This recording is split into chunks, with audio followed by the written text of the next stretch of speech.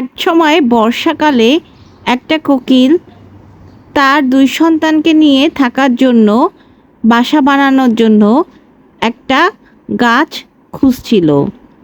সে উড়তে উড়তে উড়তে উড়তে এক পুকুর পাড়ের উপরে 2টা গাছ দেখতে পেল। 2টা গাছ পাশাপাশি দাঁড়িয়ে আছে। তখন সে প্রথম গাছটার কাছে গেল, যে তার থেকে অনুমতি চেল।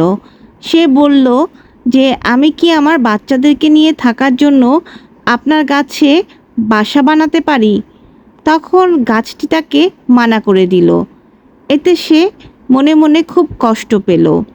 কষ্ট পেয়ে সে দ্বিতীয় গাছটির কাছে গেল। গিয়ে সে আবার তাকে জিজ্ঞেস করলো, আমি কি আমার বাচ্চাদেরকে নিয়ে থাকার জন্য আপনার গাছে একটি বাসা বানাতে পারি?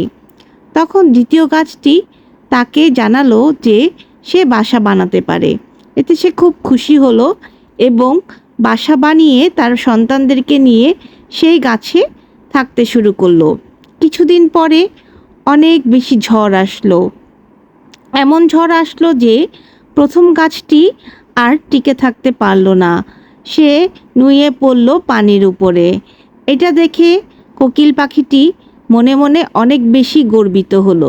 সে খুব খুশি হলো এবং সে সেই গাছটিকে বলল, আমি আপনার গাছের উপর বাসা বানাতে চেয়েছিলাম, কিন্তু আপনি আমাকে মানা করে দিয়েছেন। কিন্তু দেখেন এই ঝড়ে আপনার কি অবস্থা হলো, আপনি নিজেই টিকে থাকতে পারলেন না।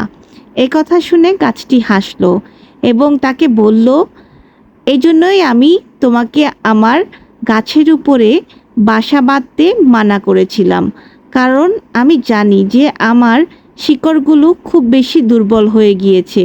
ঝড় আসলে আমি আর টিকে থাকতে পারবো না, তখন তোমার এবং তোমার বাচ্চাদের বিপদ আসতে পারে। এটা এবং গাছটি তার কাছে দুঃখ প্রকাশ করলো, বলল, আমার কথা বলার কারণে তুমি কষ্ট পেয়ে থাকলে আমাকে ক্ষমা করে দিও। এটা বলে গাছটি স্রোতের সাথে ভেসে গেল। আমাদের জীবনটাও এরকম।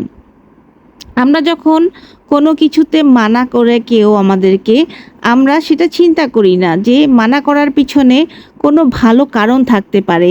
হয়তো বা এমন কারণও হতে পারে যেটার কারণে আমরা হয়তো বড় কোনো বাধা অথবা বড় কোনো বিপদ থেকেও মুক্তি পেতে পারি।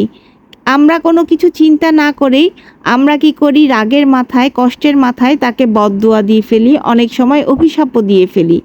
কিন্তু দেখেন আমাদের কিন্তু কেউ যদি আমাদেরকে মানা করে সেটার পিছনে কিন্তু কোনো ভালো কারণও থাকতে পারে। এজন্য কখনো আল্লাহ পাক বলেছে যে রাগের মাথায় কখনো কাউকে বদদুয়া দিবে না, কখনো কোনো ভুল সিদ্ধান্ত নিবে না। আশা করি আমরা সবাই এটা মেনে চলবো। ধন্যবাদ।